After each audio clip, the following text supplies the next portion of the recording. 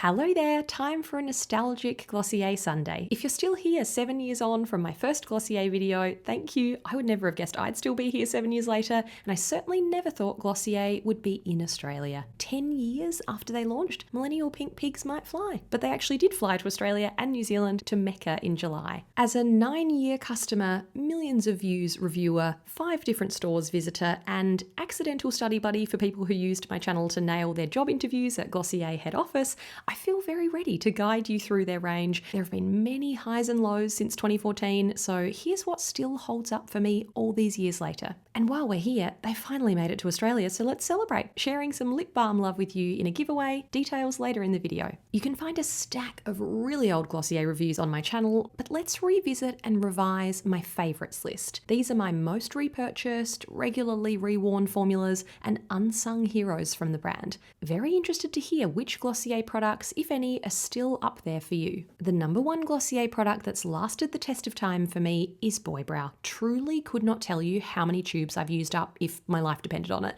There's something about the creamy pomade texture, so it's not crunchy or gluey or stringy, the comfortable but effective hold, the small spoolie for shaping, the decent tint left behind, and the tiny packaging that keeps me coming back. Always on my repurchase list and one of my best friends' lists. For years, I've just grabbed her an extra one without her even needing to ask. There are 7 shades now, and I've graduated from original brown to the newer dark brown for a little more oomph. I'm still reformulating my opinion on Perfecting Skin Tint, an old favourite I haven't used for a while but grabbed in London to revisit, versus their newer Stretch Foundation. Let me know if you'd like me to report back there. In the meantime, a Glossier-based product that's a reliable, excellent no-makeup makeup pick is Stretch Concealer. Stretch Balm Concealer, as it's now known, a 32 shade range, a recently repurchased Light 4. This little pot doesn't just conceal under eyes, I call it an all-over skin fix because I dab it around my nose, chin, forehead, anywhere with redness that could use a bit of evening out. This gives me a slight complexion boost, but still looks like my skin in a fresh, breathable, dewy way. It's never flat, heavy, or cakey. I don't know if cloud paint helped kickstart the cream blush craze back in 2017, but there are a million on the market now. This light gel cream doesn't feel like a particularly revolutionary formula these days, but it's user-friendly and blends evenly, has nice variety in the 10 shade range, gives you a sheer or buildable healthy flush, and there's something fun about the paint tube packaging. So I've really enjoyed rekindling my old brownie nude dusk flame. This shade is just sunny, healthy cheeks in a tube. Small smoosh on my ring finger, rub my pointer, middle and ring fingers together, then I pat up and out along my cheekbones, tapping and lightly stroking or swiping to blend. Which shade do you wear? A leading Glossier product for me in the past 6 months, a rediscovered Generation G, thanks to the more recent shades. This sheer matte lipstick has been through many iterations, been there for them all, but I'm comfortable with where it's landed now because it feels more comfortable. It's not drying, teeny bit powdery, but still light with a blurred, diffused look. Fantastic for that blotted lip vibe. Fuzz is my absolute favourite. This soft rosy taupe / warm mid pink is my perfect My Lips But Better flush. It actually replaced Like for me, my original favourite light cool pink, but I wanted to try the latest version for this video and it feels even cooler and more purpley, bordering on lilac on me almost, so I prefer more muted fuzz. Then Malt is a relaxed, rich cinnamon, deepening your lips in a sneaky, soft chocolatey autumnal way. For a balmier kiss of colour, Ultralip is Generation G's quiet achiever sister. The tagline is the moisture of a balm, the sheen of a gloss, and the buildable colour of a tint,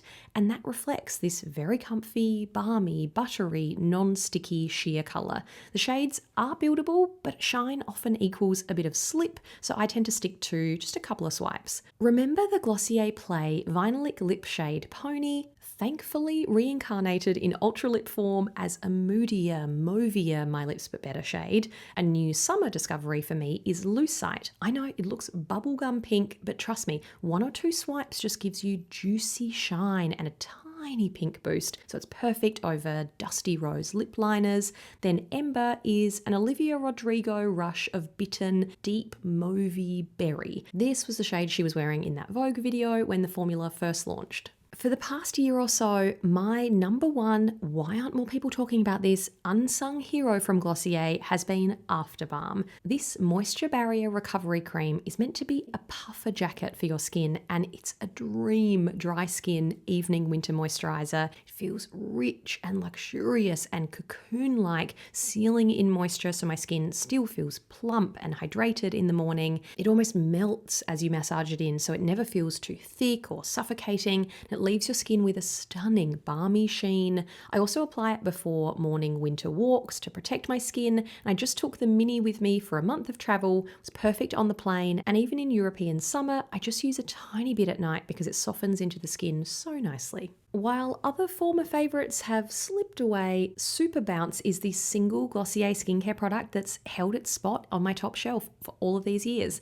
This hyaluronic acid and vitamin B5 serum is the embodiment of the phrase, feels like a drink of water for your skin. Refreshing, light, cooling, hydrating, silky smooth. My face instantly feels soft and replenished and calmer and supple as it sinks in, which it does so quickly without any stickiness. Constantly ends up in my empties pile, so this was the first Glossier product I purchased at MECCA alongside another After Balm. Finally, Glossier Balm Dotcom in Rose is an entirely flavour-based pick. I'm a sucker for anything rose, and this is rose petal, rose macaron delicate.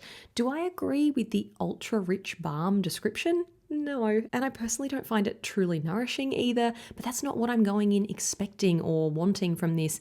This is just a throw in my bag, midday top up, nice bit of flavour, apply over matte lip colour or lip liner to make it comfy type of balm, not a hydration heavy hitter for me. If my lips really needed repair, I'd go in with another balm first and layer this on top to help lock that in, but I'll happily reach for this burst of rose to help maintain my lips when they're already feeling good. Glossier also revised their unpopular reformulation, so we're back to the original Balm Dotcom these days. When they relaunched that original formula recently, I received this very generous pink pouch in the mail with every single flavour, all 9 of them, so I'd love to send balm trios to 3 of you to share the lip balm love with you and your family and friends, or just you if you want to keep all 3 flavours. Head to my Instagram at Matilda on video, linked below, for details and instructions on how to enter. It's just the most secure place to host giveaways and communicate with winners. After visiting Glossier stores in LA and London this year, still need to edit footage from both spots, I feel like I've been getting reacquainted with an old friend that played a big part in my minimal makeup routine years ago,